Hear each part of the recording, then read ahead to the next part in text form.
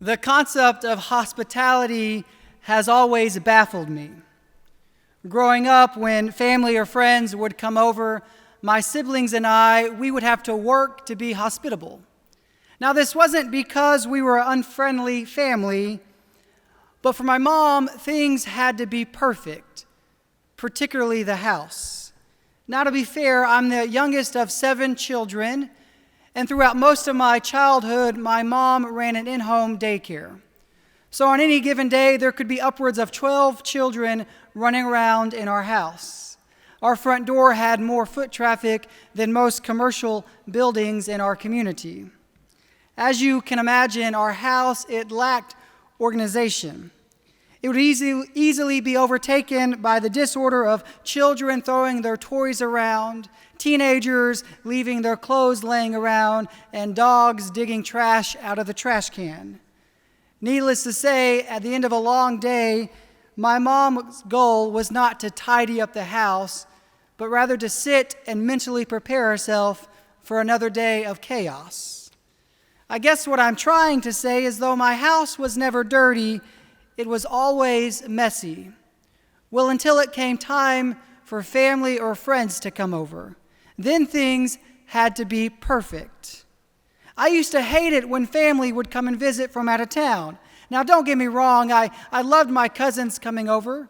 I always enjoyed playing cards with my grandmother, and when my family was at the house, we were sure to eat good. But when family came to town, my mom was no longer simply trying to survive. Her goal was perfection. The house had to be spotless. Not one thing could be out of place. Can anybody relate to these experiences? So my job was always to clean the bathroom. Remember, I'm the youngest of 7. Imagine me cleaning the bathroom. I hated this job. I had to scrub the toilets, clean the grout, mop the floors, organize the cabinets. Things had to be perfect for my mom. This was my least favorite job, which probably describes why I have this love-hate relationship with hospitality. Heather and I, we love to host. We love having people over to our house. But I don't want to be distracted with the need for perfection, to have the house just so perfect that I miss the opportunity to enjoy the relationships around me. Tonight, in fact, Heather and I were hosting the choir for a church potluck. Now, I'll give you fair warning, just because you're coming over, it doesn't mean my house will be perfect. There's going to be toys in the corner of the living room, and the dogs are going to be running around with their own sort of mess. And I'm okay with it, and I hope you are too. You see, because I don't want to go home and spend hours and hours cleaning and working to make my house just so perfect, because I think by doing that, I'm going to miss out on the opportunity to fully be present, to be engaged in fellowship. But what about you? Does the idea of hospitality, when it enters into your mind, does it immediately make you want to go clean, to prepare? Or are you willing to lay back and to simply enjoy your company? This morning's scripture is a great story filled with the lessons of hospitality. It is the story of 2 sisters and Jesus' understanding of what it means to be a good host. Jesus makes it clear that the most important thing to do is to pay attention to your guests rather than being overtaken with domestic responsibilities. For Jesus, relational experiences are far more important than tidying up the house or cooking a perfect meal. But this story is more than just a story of hospitality. It is a story of being still. It is a story that teaches us Jesus' desire for us to fully be present, or as the writer of Psalm puts it, to be still and to know that God is God. So as Jesus shares with Martha this desire to sit at his feet, we find in this story that both women act. Martha, she works to cook a great feast, while Mary sits at the feet of Jesus. Martha is overtaken by the need to clean the house, and Mary, well, she's able to simply enjoy the benefits of hearing the voice of Jesus. One could imagine there was probably a little bit of jealousy for Martha. Why is Mary not helping me? Why am I stuck doing all the work by myself? But I think the real question for Martha is this: why can Mary be so still, and why is it so hard for me? And I think this is a question that many of us are asking ourselves. We have been trained to go 100 miles a minute, which has resulted in conditioning ourselves to become incredibly uncomfortable and even awkward with the opportunity of stillness. Silence is a foreign concept in our culture, and yet it is a requirement of Jesus to be still and to know that God is God. Part of the reason that we struggle with silence is because we often feel suffocated in the midst of stillness. Several weeks ago, I shared with you a story of me going to a retreat center. And as I'm on this retreat center, I meet a Buddhist monk, and we're talking about meditation and silence and stillness. And one of the things that he suggested was, when seeking an opportunity to be still, when searching for silence, to imagine as if you're holding a bird in the palm of your hand. He said if you squeeze the bird too tightly, you will suffocate the bird. But if you don't hold the bird tight enough, the bird is likely to escape. The same is true when we look for moments of silence. If we try too hard, we will suffocate the potential to hear the voice of God. But if we don't try hard enough, we will miss the opportunity to be still and to know that God is God. When practicing stillness, we often get distracted with the thoughts running through our mind. If you're like me, when you finally quiet the world around you, when you finally find that space to sit and to be still, the noise around you may be quiet, but the noise in your head is louder than ever.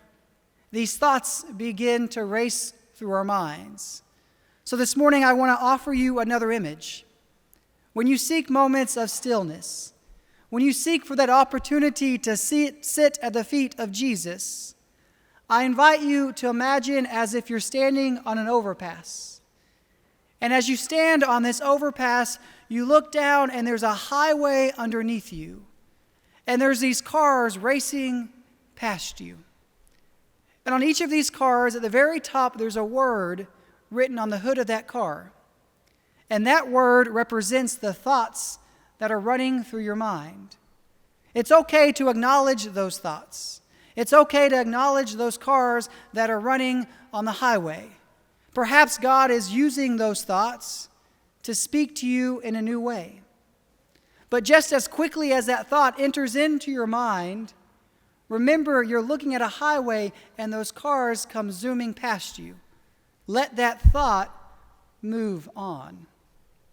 But occasionally when we're on a highway, we notice that there's cars broken down on the side of the road. So as we're standing on this overpass and we're looking down at this highway, as we notice all of these thoughts passing through, perhaps there's one thought that keeps coming back. Perhaps there's one car that's broken down. Rather than getting frustrated, perhaps you can use that as a moment to ask a simple question. How is God trying to speak to you through this single thought? What is God trying to say to you in this particular moment? Now, as you stand on this highway, as you practice this moment of stillness or silence, don't be content with just staring at rush hour traffic. Perhaps you might need to imagine yourself standing on this overpass early in the morning, looking at this highway that is completely empty, to completely still your mind with no thoughts at all, in hopes to hear the voice of Jesus, in hopes to be still and know that God is God. Now, in just a few minutes, we're going to practice the art of stillness. Together, we're going to sit at the feet of Jesus. We're going to embrace our inner Mary. And I want to acknowledge that for many of us, this is going to be incredibly awkward. Some of you are going to think, man, I really liked that preacher until today. He got too hippie on me. I want to encourage you to step out of your comfort zone. I want to invite you to turn that watch around, to put away your cell phones, to simply be still. Because how could I preach a sermon about stillness and silence? How could we talk about Mary sitting at the feet of Jesus and then together as a faith community not practice? Now, as we go to this moment of silence, as we seek for stillness, I invite you to be reminded of that bird. Don't try so hard that you suffocate the opportunity to hear the voice of God, but try. And don't just stay on the bridge looking at rush hour traffic. Perhaps you might need to move to the early mornings where it's just you and God, so that together we might be still and know that God is God. So as a church and as a faith community, as an act of worship, I invite you to take a comfortable position in your seat and to simply take a deep breath in and to slowly breathe out. Perhaps you might want to close your eyes.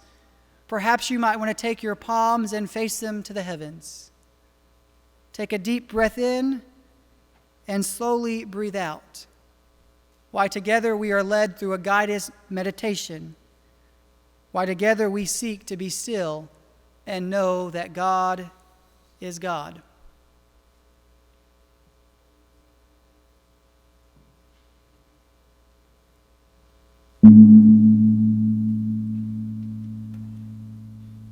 With your eyes closed, being alert and awake, bring your attention to your breathing and to the movement of the breath as it comes in and out of your body. Simply observe your breathing, watching the path it takes as it travels in at the nose, down the abdomen, and then out again through the nose.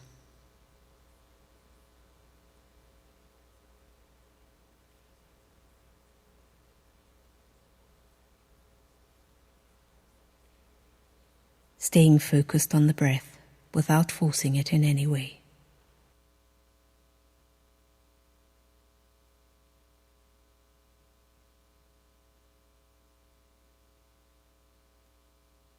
Being here with each in-breath and with each out-breath, letting one follow on from the other. Use your breath as an anchor. Allow the breath to anchor you to the center within your abdomen, that part that is stable, focused, and present. Follow the breath to your anchor, bringing with it a new beginning. And with each out-breath, a letting go.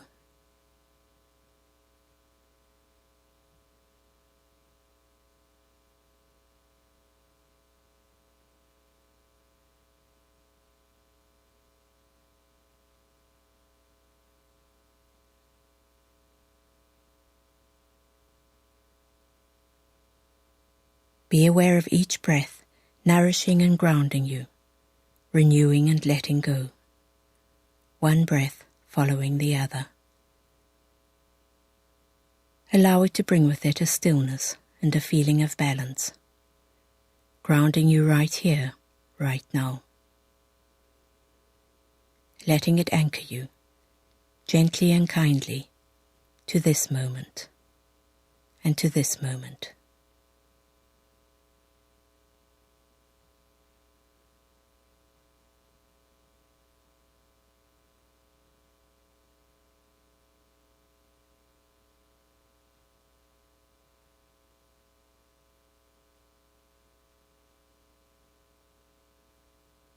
As the intensity begins to ease, let your attention spread to include all of your body and engage your breath in a rhythmic flow that moves in and out of your body as a whole.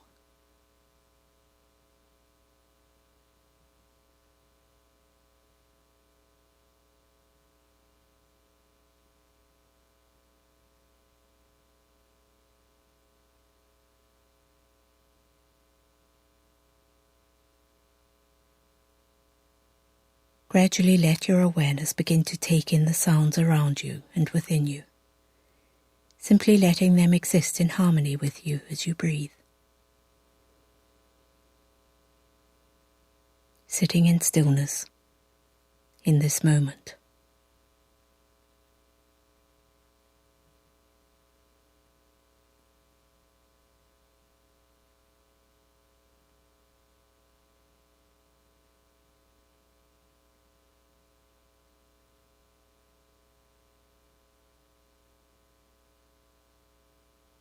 Feeling grounded, feeling balanced. Gently allow all of your senses to be awake, to be alert and alive to all that is happening within you and around you. Acknowledge with kindness that you've spent this time living each moment of your life, with whatever came with it, in a mindful, balanced and open way, and that you now have the choice of how you wish to live this moment of your life. And this moment.